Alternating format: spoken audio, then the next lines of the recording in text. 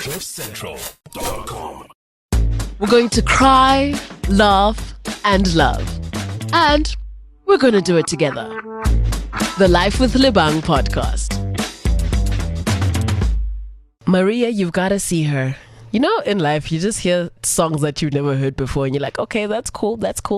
Anyway, the good news is that it's another episode of Life with Lebang. It is episode 3. We made it. I mean, if you can do something once, it's cool. If you can do it twice, it's cool. But to get to the third time, like, yay, very excited. I know that we're on the right path. I hope that we're touching the right lives every single week when we sit down and hang out and chat. So, as always, thank you so much for choosing me. Thank you for lending me your ear. For the next couple of moments, we're going to be touching base. We're going to be connecting. We're going to be interacting and just making sure that after you've listened to this, you leave a better person. You leave having been entertained. My name is Lebang Kgosana, and this is, of course, Life with Lebang, brought to you by CliffCentral.com. I am not alone. I am in studio with my fantastic team. My brother Aaron is in the building, and we are just so happy to be able to do this with you and to impart some very interesting conversations. So I do always remind you that, you know, disclaimer vibes, that these are my thoughts. This is Life with Lebang, and there is something that has been sitting in my heart for a while now. I have 2 brothers. I'm an only girl. I'm a middle child. # middle child. You know how we do, us middle girls, middle childrens. I've got an older brother and a younger brother. So I'm sandwiched in between these 2 strong boys who are both just so powerful within themselves. They're courageous. They're funny. They're the male versions of me, practically. Like, when the 3 of us are all in the room together, it gets a bit tense. It's like, 3 bulls in a crowd, basically. And I guess we've got our parents to thank for that. And growing up, I kind of noticed there were certain situations where, I'd sense a little tiny, teeny weeny bit of favoritism.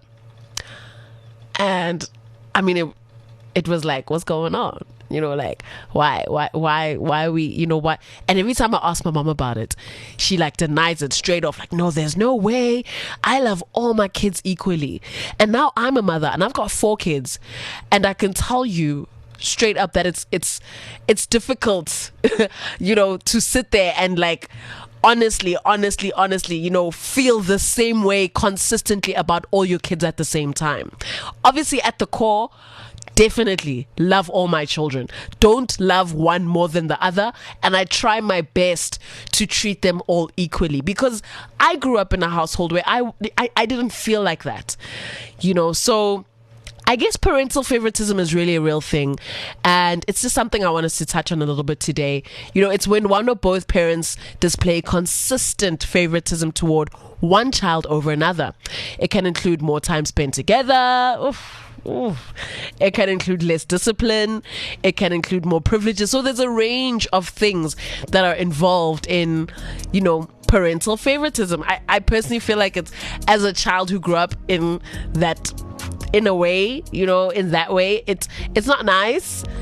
But now, being a mother, I completely understand why it was so difficult, or not so difficult, but why that kind of happens sometimes. Because there'll be days when your one child is just doing amazing, sweetie, and then your other child is just not doing amazing, sweetie. And your job as a parent is to just kind of keep that energy. You have to be consistent in how you are. So it's just one of those things, and I just wonder how many people out there feel the same way. Did your parents ever have a favorite between you and your siblings? I mean, if you're an only child, bless you, because it's just you. You know what I'm saying? You're the Beyonce. There's no competition. But now, if you're in a house with brothers and sisters, and I come from a family of 3. There were just 3 of us. Now imagine those bigger families where by 10 or by 15, and it does happen. That must just be bonkers. It must be bonkers. But why do our parents have favorites? Like, I can tell you off the bat, the firstborn, there's always that connection or that link that parents feel with their first child, because it's either, they've come far with that kid and they've got a special place in their heart, of which I completely understand, because even when I only had one child, I was like, oh my word, my son is my best friend. Oh, there's nobody else, it's just me and him. I made like a whole thing out of my son being my best friend, because it was just me and him. And then I started having other kids, so I had to make room in my heart for his siblings, of which was a journey, of which is something that I'm every day working at. But there's pros and cons. There's pros and cons to that kind of energy, because what happens when, like, now that firstborn that you love so much starts to make a bit of a blunder and just starts to, really maybe disappoint you, for example, but you're so hell-bent on the fact that this is your firstborn, and you just don't see yourself, you don't see how you are treating them anymore, because you're so blinded by this thing that this is my firstborn, this is my bestie, this is my what, this is my what. And it's quite sad that in most cases, especially as mothers, we end up even coddling our kids. We end up even coddling our faves until a big age, and you don't realize that what the way that you are mothering or parenting this child is actually not in their favor. Wabasenya, you're not doing them any good by continuing to coddle them, because you care about them so much. Tough love becomes a place that you don't even want to to dive into. You're too scared because you just love them so much, or whatever the case may be. So the question is, do parents ever grow out of having favorites? Because it's hurtful. It's hurtful when you watch your parent treat you differently to your siblings. It sucks. You ask yourself, like, what did I do? We both made the same mistake. Why am I getting punished? And the sad reality is that parents don't grow out of it. They don't. Chances are, if you are a fave of one of your parent, you will be that fave until your big age. Into your adult life, you will still continue to be their fave. And what's really sad is that if or when you start to have kids, the kids will the grandkids will also, sort of get affected by that. So having favorites is a big no-no. As I said, I try my best to not have a favorite. Like, all my kids they're all my faves, and they all have their things that I love about them, but I love them all so much. And I don't, separate and say, because I've got 4 kids, I love 125%, 125%, the other 25%, and another 25% to make up a 400. I love them all 100. I love each of them 100, so they get all of me in the way that they need all of me. And that's an important thing to remember. And it's something that I keep reminding myself as I go through my daily life. As hard as it is, there's sometimes when I sit there and I'm like, yo, Lord, like, I need you right now, because these kids are testing me. But I always kind of remember that, hey, I didn't like it when my parents treated me differently to my siblings, so let me try to not do that with my kids. And of course, it's easier said than done, but we move. So there's some stats I want to share, because this is actually it's a real thing, and it could actually be very, very triggering. It could be triggering to you, and if it is, I'm very sorry.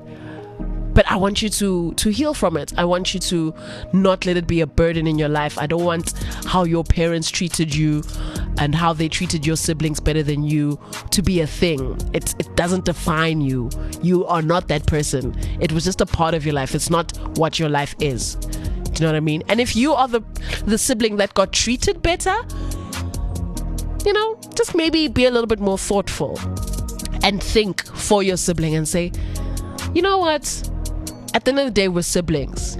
Siblings need to roll as a unit, as a team. Family needs to roll as a team.